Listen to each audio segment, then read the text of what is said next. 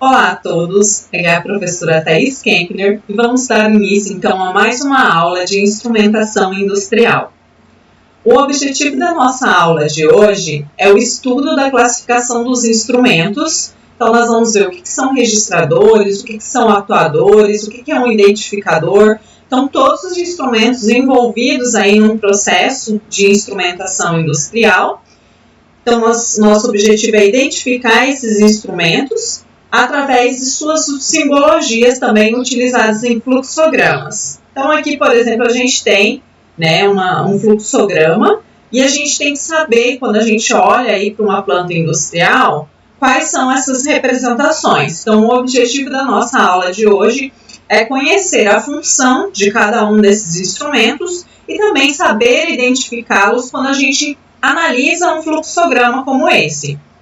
Então aqui, as letras e os símbolos que vão estar sendo utilizados, elas vão estar indicando que tipo de equipamento, qual a sua função e onde ele está instalado. Se ele está instalado no campo, se ele está instalado aí, por exemplo, essa simbologia aqui está dizendo o quê? É um transmissor de temperatura. Então, a primeira letra significa aqui que é uma leitura de temperatura. A segunda letra, que é um transmissor. E a simbologia aqui está representando o local onde ele está instalado. Então, essa simbologia é instalado em campo. Esse outro aqui, por exemplo, o T, a primeira letra, como aqui também, é o quê? De temperatura. Então, esse é um controlador indicador de temperatura. Então, significa que ele está agora instalado na sala de controle. Então, diferente dessa simbologia, essa daqui tem um traço. Então, essa daqui é instalada em campo e essa daqui, controle, aqui instalado na sala de controle. E a numeração aqui embaixo indica qual a malha para identificação, então, no fluxograma. Além disso, nós temos a simbologia dos sinais. Então, aqui nós temos a transmissão, um sinal pneumático, pode ser um sinal elétrico. Então, esse é o objetivo da nossa aula de hoje. No final dessa aula, vocês vão estar enxergando um determinado diagrama desse e saber identificar. Ou se vocês estiverem com uma planta industrial na mão, vocês têm que saber essas simbologias que são utilizadas nos fluxogramas e a função de cada um aí dos instrumentos. Então, vamos lá? Para começar, vamos falar da classificação dos instrumentos. Os instrumentos, eles podem ser classificados pela sua função, pelas fontes de energia que utilizam, pelo tipo de sinal e tipo de transmissão. Então, nós vamos ver cada uma classificação de forma distinta aí, através dessas 4 classificações aqui. Nós podemos classificar, então, com relação à sua função desempenhada. Qual que é a função de um determinado instrumento?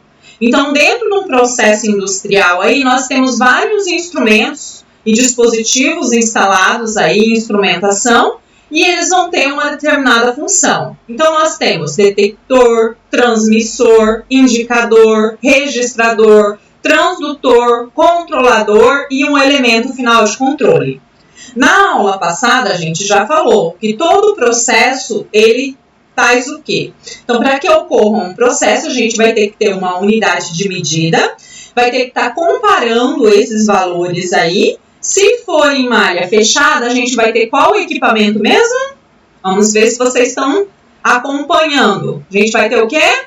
Um controlador. Então, qual que é a função lá do controlador?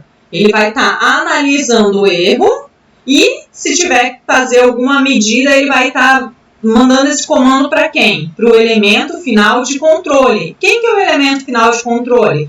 Pode ser uma válvula, Então, pode ser aí o equipamento que nós vamos estar fazendo com que a nossa variável manipulada ela seja aí controlada, então, no nosso processo. Então, essa é a função do nosso elemento final de controle. A gente já viu um pouquinho disso na aula passada.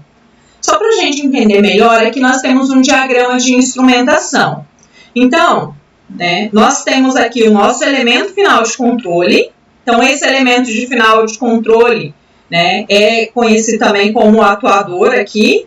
ele que vai estar fazendo a correção necessária quando a gente tem, então, um determinado sinal. Então, o nosso primeiro instrumento é o detector. Então, a gente vai ter um detector, posteriormente a gente vai ter um determinado indicador, aí nós temos integradores, registradores, tem o controlador, que a gente está observando que essa malha aqui é uma malha fechada, né? Então, nesse caso aqui, nós temos um controlador e isso tudo aqui está sendo feito de que maneira? De maneira automática. Então, um controle de malha fechada de modo automático. Então, nós não temos uma intervenção manual, a operação humana ali para estar fazendo o controle nesse diagrama de instrumentação, que a gente já viu na aula passada. Então, o objetivo primeiro é saber a função de cada um desses instrumentos. O que é um detector? O que é um transmissor, um indicador, um integrador? Então, vamos agora falar um pouquinho de cada um desses equipamentos aí, desses instrumentos que estão representados nesse diagrama de instrumentação. Vamos começar então com o detector. O detector, ele nada mais é do que um sensor. Então, ele é um elemento primário, ou seja, o primeiro elemento que a gente vai encontrar no sistema de medição e atuação. Então, aqui nós temos, por exemplo, para medição de pressão, quando a gente estiver estudando as nossas variáveis lá, então pressão, nível, vazão, temperatura, nós vamos ver distintos equipamentos destinados à instrumentação e medição, tá? Então, só adiantando aqui, nesse caso aqui, o nosso elemento primário, o nosso sensor, o nosso detector, poderia ser um tubo de Bourdon aí, né, de um manômetro aí para medição de pressão. Então, aqui a gente tem a representação dele, tá? A nossa representação, ela pode ser de forma analógica ou ela também pode ser representada de forma digital. Então, nós temos, né, equipamentos aí que permitem que essa informação seja fornecida de maneira analógica ou digital. Então, o sensor nada mais é do que um elemento primário, aquele primeiro elemento de medição. Então, é ele que vai estar em contato com a grandeza física, né, que a gente já falou que é a nossa variável de controle aí. Então, ele vai estar em contato direto com essa variável que nós queremos controlar. Os transmissores. Os transmissores são um instrumento que tem a função de converter os sinais do detector, né, que seria lá o nosso sensor, que é o elemento primário, em outra forma capaz de ser enviada à distância para um instrumento receptor. Então, às vezes, a gente tem um sinal de temperatura, um sinal de pressão, um sinal de vazão ou um nível, mas para trafegar a gente precisa de um sinal elétrico ou um sinal pneumático. Nesse exemplo aqui, a gente precisa de um sinal elétrico, um sinal de 4 a 20 miliamperes. Então, por exemplo, se eu estiver fazendo a medição de temperatura, eu vou ter que ter um transmissor que ele vai converter esse sinal de temperatura em um sinal elétrico. Nesse caso aí, o sinal elétrico de 4 a 20 miliamperes. E eu vou estabelecer, então, uma temperatura máxima a 70 graus. Se a minha temperatura máxima é 70 graus, ela vai corresponder a quanto? A 20 miliamperes. Então, a gente vai fazer, né, uma transmissão desse sinal através dos dados elétricos e para isso tem que ser convertido esse sinal aí. Então, quem que é o equipamento que faz isso? O instrumento é o transmissor que vai fazer esse processo aí, essa conversão desse sinal. Aí nós temos alguns exemplos aí de transmissores. Então, aqui a gente tem transmissor de temperatura, que está representado aqui por essa figura. Pode ser um transmissor de pressão, pode ser um transmissor de vazão. Então, esses equipamentos aí são transmissores que têm, então, qual função? Converter os sinais do detector. Quem que é o detector? É o sensor, o elemento primário lá do nosso controle. Depois a gente tem instrumentos de medições que são chamados de instrumentos aí indicadores. O que é? O próprio nome já diz, ele vai fazer uma indicação, tá? Então, ele vai estar ali fazendo a medição e informando um determinado valor. A indicação, ela pode ser analógica ou digital. Então, os valores aqui, ó, por exemplo, são representados digitalmente, tá? Então, a gente tem que os valores de uma ou de mais grandeza aí podem ser representados também simultaneamente por um instrumento. Então, um instrumento de medição indicador, ele também pode fornecer um registro. Então, a gente tem um outro equipamento que a gente vai estudar daqui a pouquinho, que é o registrador. O indicador, ele também pode fornecer um registro. Mas o equipamento registrador, a diferença dele, como nós vamos ver, é que o registro dele é mais detalhado. Mas nós vamos chegar lá. Vamos dar, então, exemplos aí de instrumentos indicadores. Por exemplo, um voltímetro. Nesse caso aqui, analógico. Ele vai fornecer dados de quê, então? Dados de tensão, tensão elétrica. Um amperímetro, também um medidor analógico aí, que vai fornecer dados sobre a corrente elétrica. A gente tem um frequencímetro, aqui no caso digital, e um micrômetro, que seria um outro equipamento aí, também vão fornecer as indicações. Então, a nossa tensão é 220 volts. E o que vai acontecer com esse ponteiro? Vai estar indicando aqui em 220. Então, nada mais é do que fazer uma indicação do valor que está sendo medido. Então, se eu estou medindo tensão elétrica, o equipamento vai me fornecer aí o valor da tensão que a gente está medindo.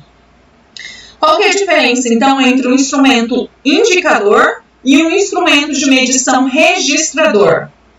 O registrador, né, ele vai fornecer um registro da indicação. Ou seja, ele também pode ser através de sinais analógicos ou digitais, mas os valores de uma ou mais grandeza podem ser registrados simultaneamente. Um instrumento registrador, ele também vai apresentar uma indicação, mas ele vai apresentar o registro dessa indicação. Como assim? Então, por exemplo, aqui a gente tem um instrumento que fornece o registro de uma indicação. Normalmente é uma forma gráfica. Então, um registrador, ele vai trazer não somente um número, ele vai trazer mais informações para a gente. Quando a gente vê um sinal de tensão lá no indicador, a gente só estava vendo, por exemplo, 220 volts. Só que a gente não vê isso se manifestando na forma de onda, que a gente sabe que a nossa forma de onda, por exemplo, se a gente estiver verificando uma tensão elétrica, ela é senoidal. Então, a gente não vai ter esse registro da forma de onda conforme o tempo. Já com o registrador, a gente consegue tá registrando mais informações do que simplesmente uma única indicação. Essa é a diferença que a gente tem aí. Então, a gente tem vários tipos de instrumentos. Aqui, por exemplo, um barógrafo, né? Então, que vai estar fornecendo também um gráfico aqui. O dosímetro, a gente tem aqui um espectrômetro. Então, a gente tem vários tipos de equipamentos que vão estar fornecendo aí a medição. E essa medição ela vai ser registrada, né? Então, normalmente, nós vamos ter mais informações do que fornece simplesmente um indicador. Outro equipamento que a gente tem é o transdutor. O transdutor, ele também é chamado de conversor. E muito cuidado, presta bastante atenção. O transdutor, às vezes, ele é confundido com o transmissor. Por quê? Porque ele também vai fazer a alteração de um sinal, assim como o transmissor. Só que o transmissor, ele está lá na entrada, fazendo o quê? Fazendo a conversão do sinal que está vindo do elemento primário, que é do nosso sensor. Já o transdutor ou conversor, ele vai receber, então, as informações na forma de um sinal. Nesse caso, a gente modificou um sinal de temperatura para um sinal elétrico. Agora, a gente vai converter novamente, por isso vem o nome aqui, converter, ou transduzir esse sinal novamente para o sinal de temperatura. Então, a gente, durante o nosso processo ali, a gente precisou de primeiramente de um transmissor, e agora a gente vai retomar essas informações conforme o nosso sinal de saída resultante proporcional ao sinal de entrada. Quem que vai fazer isso, então, no nosso processo é o transdutor ou conversor. Exemplos que a gente tem aí desse tipo de dispositivos, tá? Então, a gente tem aí, dispositivos que pode ser de tensão, corrente. Então, a gente tem lá um sinal, por exemplo, de tensão e transformar esse próprio sinal em um sinal de tensão, só que com um limite inferior e um limite superior maior, tá? Por exemplo, eu posso transformar um sinal de tensão em um sinal de corrente. Posso estar aí fazendo, então, a conversão de um sinal de pressão em um sinal de corrente, um sinal digital em um sinal de tensão.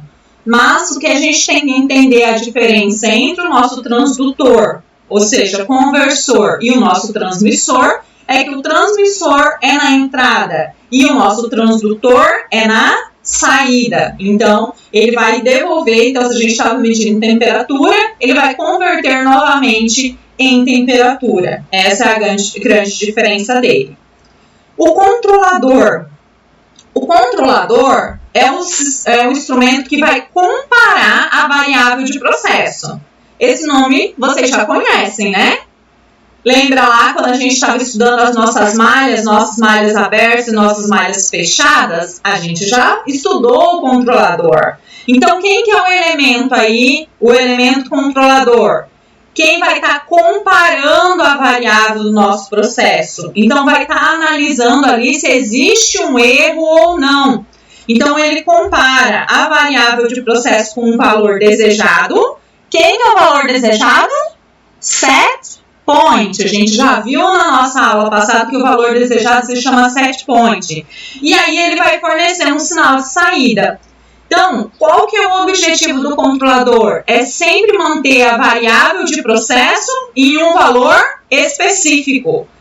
Então, a gente já viu quem são as variáveis de processo. Pode ser o nível, pode ser a vazão, pode ser a temperatura. Depende qual variável que a gente está trabalhando naquele momento. E aí, ele vai fazer o quê? Ele vai fazer com que o elemento final de controle toma alguma decisão para estar corrigindo se tiver algum erro aí. Então, é o controlador que vai fazer isso. Então, vai trabalhar sobre a variável o quê? Variável manipulada. Então, isso retomando só o conteúdo que a gente já viu na nossa aula passada. Tá? Então, nós podemos citar como exemplos aí do controlador, né? A gente tem aqui que é um loop simples, ou então a gente pode ter controladores de múltiplos loops, ou seja, como o nosso sistema é fechado, o que ele vai estar fazendo? Vai estar sempre fazendo a leitura, né, aqui, ou simplesmente quando fez a leitura de um só sinal, ou então de vários sinais, então de múltiplos loops lá dentro da nossa malha fechada. Então, esse é o controlador, a gente já estudou um pouquinho sobre ele na nossa aula passada. Elementos finais de controle, tá? Então, os nossos também chamados de atuadores. Então, quem que são os nossos elementos finais de controle? São os elementos finais do nosso controle que vão, né, variar aí a quantidade de material ou de energia do sinal enviado pelo controlador, a fim de manter essa variável controlada em um valor pré-determinado. Pré-determinado por quem? Pelo set point. Então, o objetivo dos elementos finais de controle é sempre analisar a entrada e a saída de modo que o erro encontrado seja igual a zero, que o nosso erro seja nulo. Né? Então, comparando o nosso valor de referência, o set point que nós desejamos, com o valor que nós estamos fazendo a leitura lá pelos indicadores ou pelos registradores. Então, esse é o controle do nosso processo. Exemplos aí de elementos finais de controle. Pode ser uma válvula, pode ser um motor, pode ser uma bomba, pistão, inversores de frequências, resistências elétricas. Todos esses elementos podem estar fazendo o controle. No nosso exemplo da aula anterior, a gente viu que a gente tinha uma válvula aí, e através dessa válvula a gente fazia o controle da vazão do vapor, e a nossa variável aí que estava sendo controlada era a temperatura. Então, a gente tinha um instrumento medidor de temperatura lá no início, e quando a gente tinha o nosso controle de malha fechada, a gente tinha um controlador que ficava comparando ali o valor do set point, que é o nosso valor de referência, com o nosso valor lá no nosso indicador. E aí, se tivesse alguma diferença, o Quem atua? Os elementos finais de controle. Tá? Então, a gente tem um resuminho aqui, né, do que é um detector, do que é um transmissor, um indicador, um integrador e um registrador. Tá? Então, né, só para gravar aí, o detector são dispositivos com quais nós conseguimos detectar alterações na variável de processo. O transmissor é um instrumento que tem a função de converter os sinais do detector em outra forma de sinal, capaz de ser enviado à distância, então, para um instrumento receptor.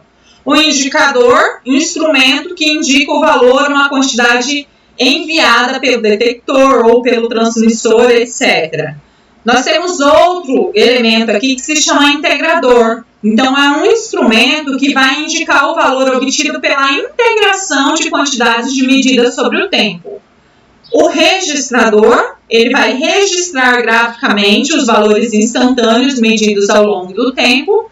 A gente ainda tem o controlador, que é um instrumento que vai comparar o valor medido com o valor desejado e, baseado na diferença entre eles, vai emitir, então, um sinal de correção para a variável manipulada, a fim de que essa diferença seja igual a zero, ou seja, que o nosso erro seja nulo. O transdutor, também chamado de conversor, vai ter a função aí de receber a informação na forma de um sinal e alterar essa forma com um sinal de saída proporcional à entrada. Então, o mesmo sinal que a gente estava lendo lá na entrada, que foi convertido por um transmissor aí, nós vamos estar passando novamente por um transdutor e voltar essa variável. E o elemento final de controle são os dispositivos cuja função é modificar o valor de uma variável que teve aí o processo, né, que o valor desejado, que leva o processo aí ao valor desejado. Então, é o elemento que a gente vai estar modificando aí para que o erro seja nulo no nosso processo final. Então, percebendo que aqui em vermelho nós temos algumas letrinhas, né? Então, aqui, por exemplo, o C, o Y, o V. Daqui a pouco a gente vai falar sobre os nossos diagramas, os nossos fluxogramas aí que utilizam simbologias. Então, cada um desses instrumentos, ele vai ser representado por uma letra, tá? Então, por exemplo, né, nem sempre, como essas letras elas foram colocadas em inglês, nem sempre elas vão ter, né, algumas coincidem, por exemplo, o transmissor, que vai ser pela letra T, o indicador, que é pela letra I, mas, por exemplo, o detector, ele já é representado pela letra E. Então, a gente precisa conhecer essa simbologia aí para saber identificar, quando a gente vê um fluxograma de uma planta industrial, quais são os instrumentos que estão envolvidos ali, quais são as funções dele. Então, aqui a gente já tem a definição, já está sabendo qual que é a função de cada um desses equipamentos aí, tá? E então, a gente retomando aqui, a gente viu o que é um detector, um transmissor, indicador, integrador, registrador, todos os elementos, todos os instrumentos aí, quais são as suas funções. Além da classificação em relação à função, a gente tem a classificação também dos instrumentos quanto à fonte de energia que é utilizada. Então, os instrumentos eles podem ser classificados ainda como instrumentos passivos ou como instrumentos ativos. Qual que é a diferença?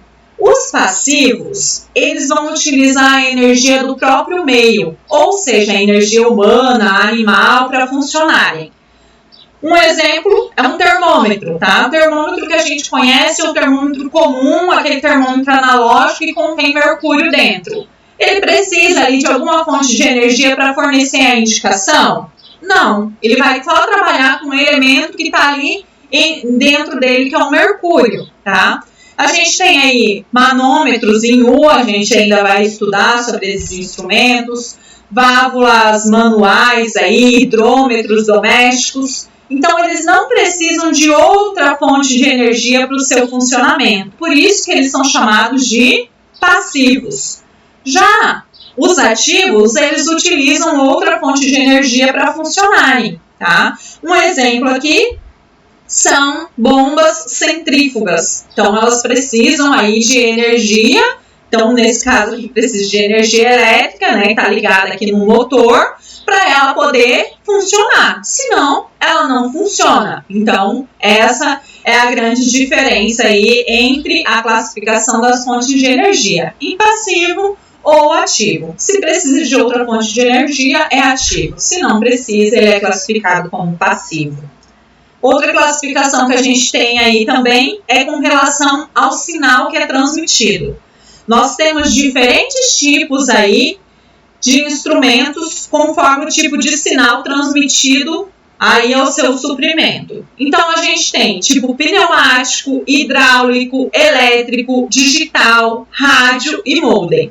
Então, a gente vai falar um pouquinho de cada um desses sinais, as principais vantagens e desvantagens em estar utilizando esse tipo de sinal aí na nossa transmissão. Primeiro é o sinal do tipo pneumático. Quando a gente fala em um sinal pneumático, a gente tem que entender que internamente a gente vai estar utilizando um gás comprimido. Então, como que nós vamos trabalhar com o sinal de tipo pneumático? Através da pressão. Essa pressão ela é alterada conforme o valor que se deseja representar. Então, o que vai acontecer quando o sinal é pneumático? Vai ocorrer uma variação dessa pressão do gás e ela é linearmente manipulada numa faixa específica. Essa faixa é padronizada internacionalmente para representar a variação de uma grandeza desde seu limite inferior até o seu limite superior. Qual que é o padrão, então, que a gente utiliza dessa transmissão? Normalmente, aí, os sinais utilizados, eles são de 0,2 a 1 aí, né, quilogramas por centímetros, ou também outra unidade que a gente utiliza aqui do sistema em inglês é o psi. Então, de 3 a 15 psi no sistema aí em inglês. Então, os sinais de transmissão analógica, eles normalmente começam num valor acima de 0, para nós termos uma segurança em caso do rompimento do meio de comunicação. Quais são as vantagens e desvantagens aí da utilização do sinal pneumático? Então, a vantagem que a gente tem, né, que seria aí utilizar os instrumentos pneumáticos, é de poder operá-los com segurança, principalmente onde tem áreas aí com risco de explosão. Então, como ele é feito através de um gás sob pressão, não tem o risco aí de correr faíscas, de ocorrer explosões. Então, a vantagem de se utilizar sinais desse tipo é onde a gente tem uma planta industrial onde pode ocorrer o risco de explosão. Então, por exemplo, fogos de artifício, uma indústria aí com fogos de artifício. Então, a gente não poderia estar utilizando um sinal elétrico onde poderia ocorrer um curto-circuito e onde poderia ocorrer uma explosão aí. Então, o mais indicado nesse caso é utilizar um sinal pneumático, que é através de pressão, do que utilizar sinais elétricos. Então, quando a gente for fazer a conversão daqueles sinais lá, através dos elementos transdutores, dos elementos lá transmissores, a gente vai fazer, então, né, a conversão para um sinal aí do nosso transmissor, a um sinal, nesse caso aqui, pneumático, tá? Quais são as desvantagens aí? Então, as desvantagens, né, são até maiores do que as vantagens de utilização desse sinal. Por quê? Porque ele vai necessitar de uma tubulação de um ar comprimido aí, ou de um gás, para o seu suprimento e funcionamento. Ele vai precisar também de equipamentos auxiliares. Então, quando a gente utiliza um sinal pneumático, a gente vai precisar de compressor, vai precisar de filtros aí, vai precisar de desumidificador. Então, uma série de instrumentos para que esse ar se torne, então, um ar seco e sem partículas sólidas. Então, por isso que a gente também precisa de um filtro para estar filtrando aí, que a gente vai estar trabalhando, então, com um gás, né, ou um ar comprimido a alta pressão. Devido ao atraso que ocorre aí na transmissão do sinal, esse também pode ser enviado não pode ser enviado a longa distância. Por quê? Porque se a gente tiver uma distância muito longa, o sinal que vai ser transmitido vai ocorrer um atraso muito grande. Então, somente pode ser utilizado aí a longas distâncias se nós tivermos o uso de reforçadores. Normalmente, essa transmissão, quando a gente utiliza, então, os instrumentos pneumáticos, ela é limitada a 100 metros. Vazamentos podem acontecer? Pode. Se a gente tem uma alta pressão numa tubulação e acontecer um vazamento, a gente não vai ter uma indicação correta. Então, né, a gente tem que ter um cuidado aí com vazamentos ao longo da linha de transmissão. E esses vazamentos, eles são muito difíceis de serem detectados. Outra desvantagem aí dos instrumentos pneumáticos. E ele não permite a conexão direta também aos computadores. Então, essas são as vantagens e desvantagens da utilização do sinal pneumático. Outro sinal que é utilizado aí é o sinal do tipo hidráulico. Então, o que acontece? Também o sinal hidráulico, ele também vai estar trabalhando com variação de pressão. Só que aqui, ao invés da gente utilizar um ar comprimido ou um gás, a gente vai utilizar óleos hidráulicos para a transmissão do sinal. Ele é especialmente utilizado em aplicações onde o torque elevado é necessário. Então, quando a gente tem um torque muito elevado, o mais indicado é utilizar um sinal do tipo hidráulico. Esse tipo de transmissão, então, é feito utilizando sinais elétricos de corrente ou tensão. Face à tecnologia disponível aí no mercado em relação à fabricação dos instrumentos eletrônicos microprocessados, hoje esse tipo de transmissão é largamente usado em todas as indústrias onde não ocorre o risco de explosão. Quais que são as vantagens e desvantagens de se utilizar o sinal do tipo hidráulico? Eles podem gerar grandes forças e assim acionar equipamentos de grande peso e dimensão, e eles têm uma resposta rápida. As desvantagens é que, assim como a gente viu no sinal pneumático, nós também vamos necessitar de tubulações, mas nesse caso é para o óleo, para a transmissão e suprimento aí. Ele vai necessitar de uma inspeção periódica desse nível do óleo, bem como a sua troca, né? Porque com o tempo aí, esse óleo vai criando impurezas, então ele tem que ser trocado. E a necessidade também de equipamentos auxiliares. Então, quando a gente utiliza o sinal do tipo hidráulico, nós também vamos precisar de reservatório, de filtro, de bomba, de uma série de outros equipamentos aí auxiliares para a gente estar utilizando esse tipo de sinal. A gente também tem o sinal do tipo elétrico. Então, assim como na transmissão pneumática, o sinal ele vai ser linearmente modelado em uma faixa padronizada, representando um conjunto de valores entre o limite mínimo e máximo de uma variável. Normalmente, quando a gente está utilizando um sinal elétrico, os sinais eles são colocados em sinais de tensão ou sinais de corrente. Os sinais aí, quando são representados através de sinais de corrente, normalmente são de 4 a 20 miliamperes os valores que são padronizados lá. E as distâncias é até 15 metros aproximadamente. E nós podemos utilizar também sinais de tensão que variam aí de tensão contínua de 1 a 5 volts, quando a gente está utilizando o sinal do tipo elétrico.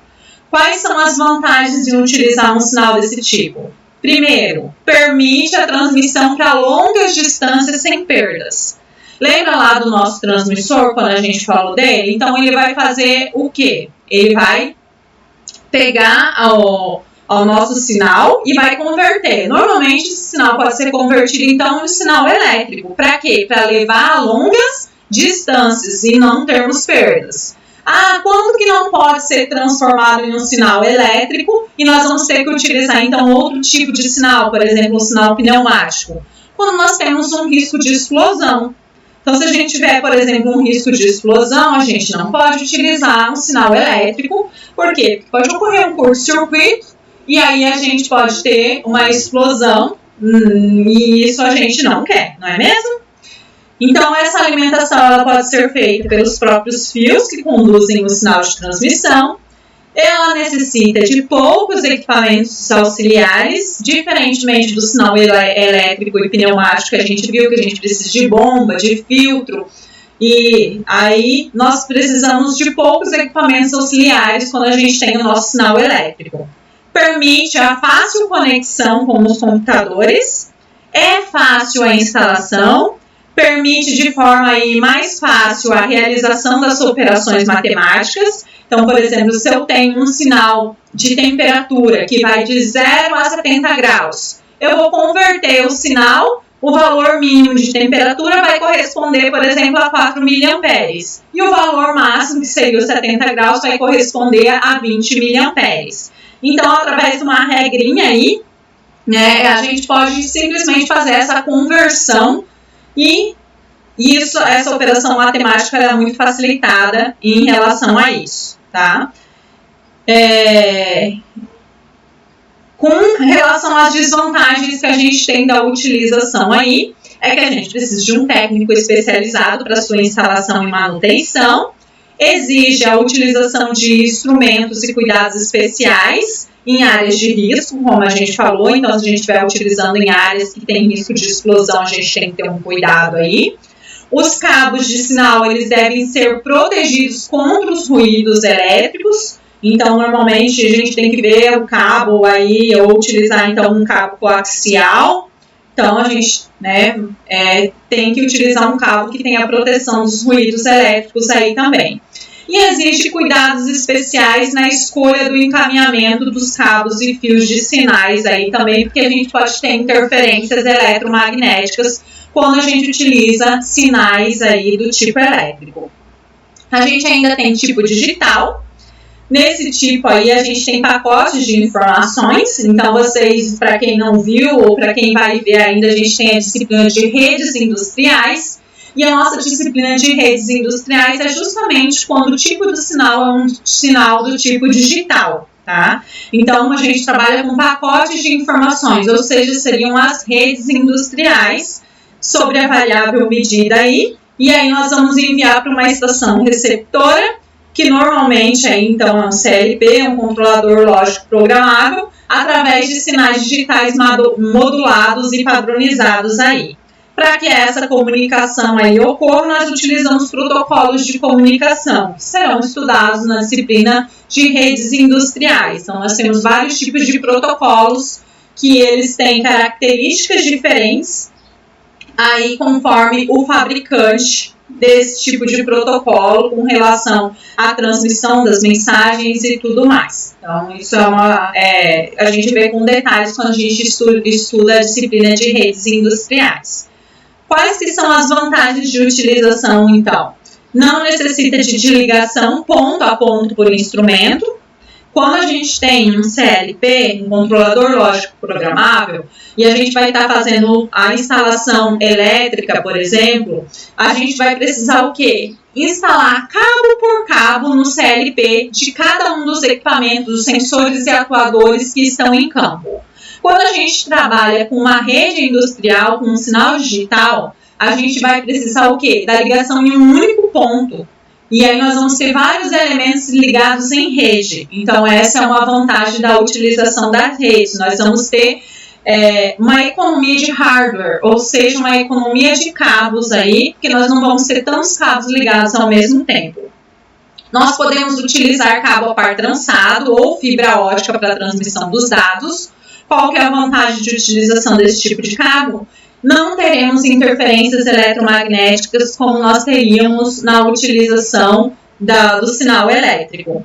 É imune a ruídos externos e permite a configuração e diagnóstico de falha e ajuste em qualquer ponto da malha. E ainda nós temos um menor custo final. Por quê? Porque nós vamos economizar em hardware, ou seja, economizar em cabos aí, né, que nós teríamos que estar instalando se o nosso sistema fosse ligação ponto a ponto.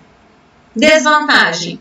A existência de vários tipos de protocolos no mercado, então a gente tem muitos fabricantes diferentes aí e de protocolos de redes industriais. Isso dificulta a comunicação entre equipamentos, porque nós temos redes que são chamadas de abertas e redes chamadas de proprietárias. Então, as redes abertas, elas permitem a comunicação com equipamentos de diferentes tipos de marcas. Mas se for um protocolo do tipo rede proprietária, aí eu só posso utilizar instrumentos de medição daquele próprio fabricante. Então, tem essa desvantagem de utilização aí. E caso ocorra o rompimento num cabo de comunicação, nós podemos perder a informação aí ou o controle da nossa malha, principalmente se a gente estiver utilizando fibra ótica aí. Então, a gente tem as suas vantagens também e as suas desvantagens de utilização. Outra forma que esse sinal ele pode ser enviado é via rádio. Nesse tipo aí, o sinal, o pacote de sinais, eles são medidos e é enviado à sua estação receptora via ondas de rádio em uma faixa de frequência específica. Vantagem, não necessita de cabos e nós podemos enviar aí sinais de medição e controle de máquinas que estejam em movimento. Desvantagem, tem um alto custo inicial e a gente tem a necessidade também de técnicos especializados aí para a gente estar utilizando a conexão via rádio, tá?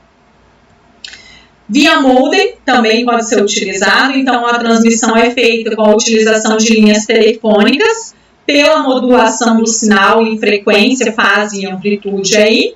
Vantagem é o baixo custo da instalação, pode transmitir dados a longa distância, mas além de necessitar de profissionais especializados, tem baixa velocidade na transmissão de dados e é muito sujeito a interferências externas, então um ruído, tá?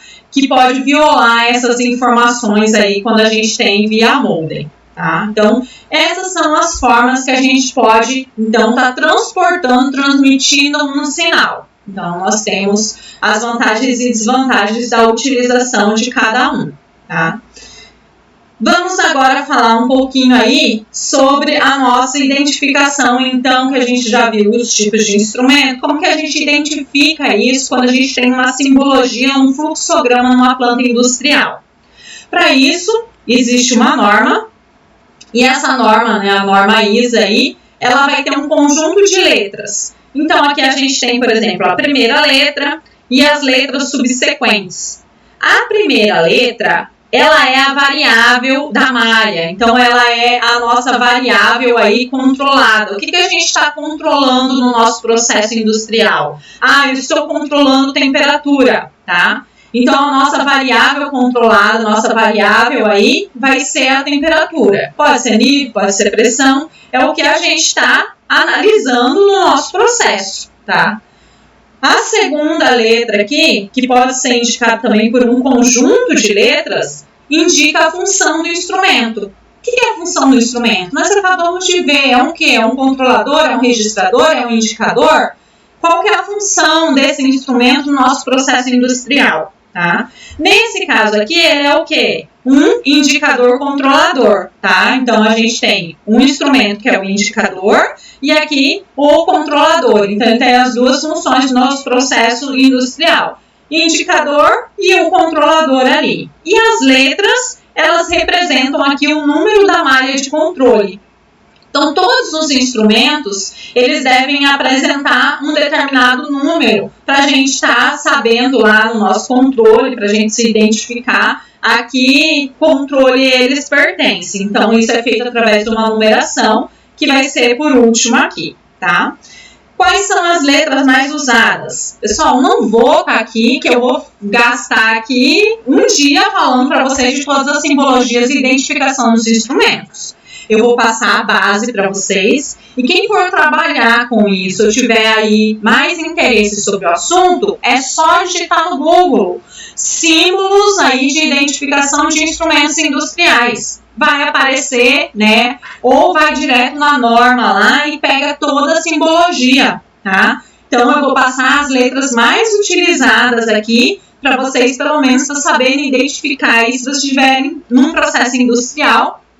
Quais são aí, né, os simbologias que estão sendo utilizadas. Por quê? Porque além de conhecer fisicamente o instrumento que nós veremos ao longo do curso, a gente tem que saber também identificar eles num fluxograma. A primeira letra, que seria então as nossas variáveis de controle, a letra A representa um analisador. A letra F significa vazão. Por que vem de F? Porque vem, né, do termo em inglês. Mesma coisa, é representado por L. Pressão é P, temperatura é T. Se a gente estiver fazendo a medição de tensão é E, corrente elétrica é I, potência é representado pela letra J, velocidade representado pela letra S, e se for peso ou força aí, representado pela letra W. Então, isso é a primeira letra que aparece lá. O segundo grupo de letras é com relação, então, à função que a gente tem. Então, aí é um alarme, é representado pela letra A, controlador, C, indicador, I, registrador, R. Se é um transmissor, é representado pela letra T. Se é aí, né, algum cálculo ou integrador, então, é algum cálculo de manipulação numérica, é representado pela letra Y. Uma válvula é representada pela letra V.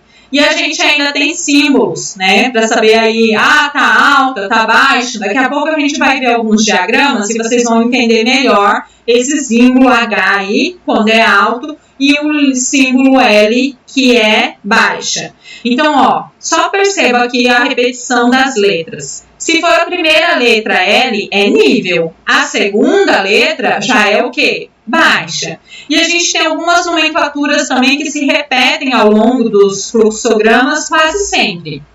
Então, a primeira letra é o quê? Aqui é o quê? Temperatura. A segunda é o quê? Nível. A terceira é o quê? Vazão. A quarta é o quê? Pressão.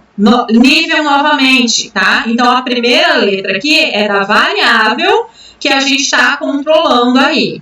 E a segunda aqui, né, que pode ser mais que uma, é o quê? É a função do instrumento. Então, combinando as três letras é o quê? Um indicador controlador de temperatura. Aqui é o quê? Um indicador controlador de nível. Controlador, indicador, né? Pode variar, um indicador controlador controlador de vazão. Aqui a gente tem o quê? Um controlador indicador de pressão, só que aqui, ó, é pressão diferencial. Então, quando é pressão diferencial, aparece PD, tá? Só para não ficar simplesmente pressão. Então, seria um controlador indicador de pressão diferencial ou indicador controlador de pressão diferencial. A ordem dos fatores aí não interfere, tá? Então, aqui, ó, letra H, a gente falou que é o quê? Alto, né? Então, nesse caso aqui, ó, a primeira letra é o quê? É nível. A segunda letra é o quê? Alarme, alto. Então, alarme de nível elevado. Aqui é o quê? Alarme também de baixa, o L representa baixa, vazão. Repetir aqui, né, o FAL aí. Alarme de baixas vazões. Aqui a gente tem o quê? Controlador indicador. O B, que a gente não colocou lá, mas se vocês forem pesquisar, o B é combustão, queima ou combustão. Então, controlador e indicador de combustão. O V representa uma válvula. O H, quando aparece o H, é controle manual. Então, a primeira letra que é representada pelo H é controle manual. Então, é uma válvula de controle manual. Então, é representado por HV. Aqui é o quê? Nível. Então, uma válvula de controle de nível. E aqui, né? Então, aqui a gente tem o L, que representa baixo, o A de alarme e o S é de velocidade. Então, alarme de velocidade baixa. Então, a gente vai utilizando essas letras aí. Outra forma de representar isso através da identificação de um instrumento é dessa forma aqui. Então, o P aqui seria a variável que a gente estaria medindo, então a pressão. O R seria a função passiva aí, né? Então, aqui no caso, o registrador. O C é a função ativa, que seria o controlador. Aqui a área de atividade, onde o instrumento ele está atuando. E aqui o número sequencial da nossa malha com um sufixo. Então, a gente pode ter, às vezes, um determinado instrumento, ele vai ter um selo de identificação. Esse selo de identificação vai vir dessa forma, com letras. Então, a gente já sabe lá, então, o P é a pressão, né? Então, é um controlador, registrador de pressão, e ele vai ter, aí aonde ele está instalado também, pode ser identificado por um tipo, por uma numeração. Com relação aos tipos de sinais, a gente viu que a gente tem sinal do tipo elétrico, sinal do tipo digital, sinal do tipo pneumático, hidráulico, etc. A gente tem simbologias para representar esses sinais. Então, que forma que esse sinal está sendo transmitido? Então, aqui, ó, o primeiro, né, a gente tem aqui o que a gente estudou, o sinal pneumático. Então, como que ele é representado? Um traço, tá? E aqui ele tem 2 risquinhos. Se for um sinal hidráulico, ele é representado como se fosse um Lzinho aqui, ó, né, no nosso diagrama. Um sinal eletromagnético, como se fosse uma forma de onda aí, então de tensão ou de corrente. Aí outro que a gente utiliza muito é também um sinal pneumático, só que aqui ocorre uma variação, ó. Quando ele é binário pneumático, além dos 2 tracinhos, ele vai ter um terceiro tracinho aqui representado, tá? A mesma coisa acontece aqui no nosso sinal elétrico. Ele tem 2 formas de representar. Em tracinhos, assim, é mais comum. Mas pode ser que venha representado no nosso fluxograma também, em vez de 2 tracinhos, como é no nosso sinal pneumático, pode vir representado por 3 tracinhos, representando um sinal elétrico, tá? Então, aqui a gente tem a representação dos nossos sinais. Se for binário, o que vai acontecer com esse sinal elétrico? Além dos tracinhos ali, né, que a gente tem, vai ocorrer o quê? Mais um tracinho, né, assim como acontece também aqui no nosso sinal pneumático. Então, adiciona, então, binário, né, lembra lá, vou adicionar mais um tracinho na nossa representação. Essa é a diferença. Nós temos símbolos de identificação também com relação ao local onde esse equipamento está instalado, tá? Então, se o nosso instrumento está instalado na sala de controle, aí nós temos essa representação aqui, ó. Tá? Então, aqui, se é um equipamento aí discreto, vai estar representado, então, uma bolinha e um tracinho. Se ele está localizado em campo, ele é o quê? Somente uma bolinha. Ele não vai ter esse tracinho. Essa é a diferença aí, né, dele estar sendo instalado, então, na sala de controle ou em campo. Percebe aqui, ó, a simbologia aqui é a mesma. Mas, o que ele vai ter aqui? Então, se ele for instalado na sala de controle, ele vai ter um risquinho a mais aqui, ó, comparando esses 2 sinais aqui, tá? Se ele estiver atrás do painel, se ele estiver acessível ao operador, ele também vai ter uma simbologia diferente, tá? Então, dá uma olhada com cuidado aí para estar identificando esse símbolo de instalação desses instrumentos aí, que vai determinar o local de instalação. Então, vamos para uns exemplos agora de como a gente faz a identificação desses símbolos aí no processo. Então, aqui a gente tem um processo de controle de nível, tá? Ó, o sinal aqui, ó. Primeiro lá que a gente viu, o sinal pneumático. Então, a gente vai ter o quê? 2 tracinhos, tá? Então, aqui, aonde ele está instalado? Ele está instalado em campo, então ele não vai ter esse tracinho aqui, ó.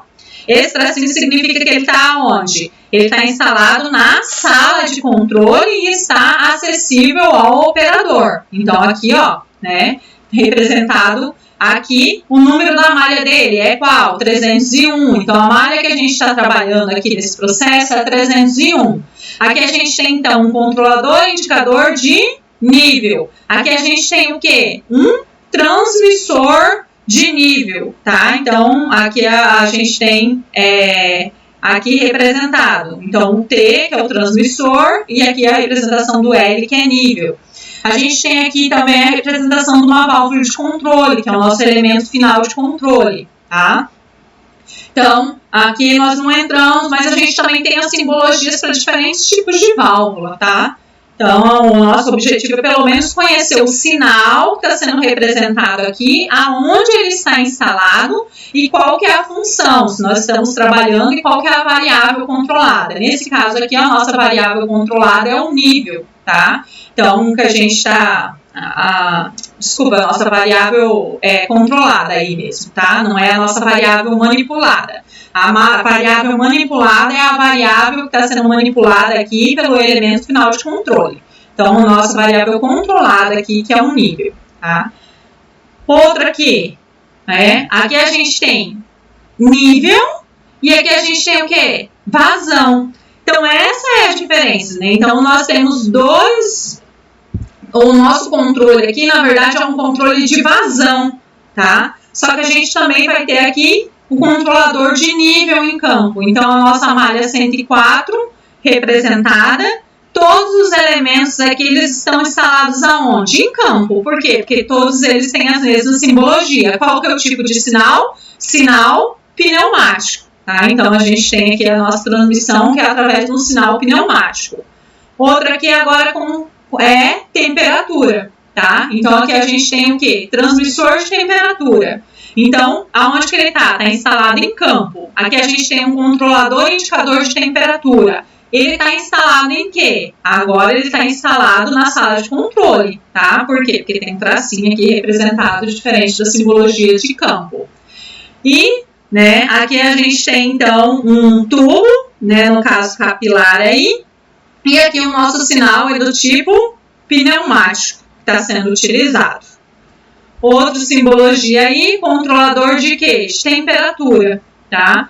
E aqui a gente vai ter, né, aqui é o Y, a gente tem quando a gente tem operações matemáticas que a gente falou, então pode ser um integrador que está aí, e aqui, no caso, o nosso controle é de temperatura. O nosso sinal aqui, ó, aqui é um sinal o quê? Elétrico. Por quê? Porque tem 3 tracinhos. E aqui o nosso sinal é o quê? Pneumático. Então, aqui estou tendo que ter um instrumento de que tipo? Conversor. Por quê? Porque ele está perto do elemento final de controle, tá? Então, ele já está lá no final. Então, eu estou fazendo a conversão de um sinal elétrico em um sinal do tipo pneumático. Então, essa, né, é aqui o instrumento que a gente vai ter, um instrumento conversor eletropneumático.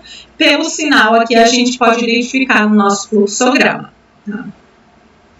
E um último exemplo aí, né? Aqui a gente tem o que então? Um transmissor de nível está instalado na malha o que? 103. Aqui nós temos um sinal de que tipo? Né? Então tem 2 tracinhos, então significa que é um sinal do tipo pneumático. Aqui eu tenho um registrador, controlador de nível na malha 103, instalado aonde? Instalado na malha, na sala de controle, né? Aqui também na sala de controle, e esses 2 aqui são representados a instalação em campo. Aqui também continuo com um sinal do tipo que pneumático, está representado por 2 risquinhos aqui. Aqui eu tenho a válvula de controle e a malha que ela está instalada. Então, aqui a gente tem 2 malhas de controle. Uma malha que é a malha 103 e outra malha que é a malha 104. Então, dessa forma que a gente identifica aí as simbologias utilizadas nos nossos diagramas, tá? Para a preparação dessa aula, foi utilizada essas referências, tá? Então, aqui a instrumentação e controle, um guia básico aí da Procel. Foi utilizado também o monitoramento e controle de processos, né, do Senai e um curso de formação de operadores e instrumentação básica pelo Chaves. Então, são essas as referências que foram utilizadas na preparação dessa aula. Vocês vão ter uma atividade aí com relação às aulas que foram postadas. Dessa forma, nós terminamos a nossa unidade 1. E lembre-se que vocês têm um prazo para a realização dessa atividade, que vai valer tanto a presença de vocês, como também vai valer a nota conforme o peso especificado para a formulação, então, da nossa nota final. Bons estudos e estou à disposição para esclarecimento de dúvidas. Até a nossa próxima aula.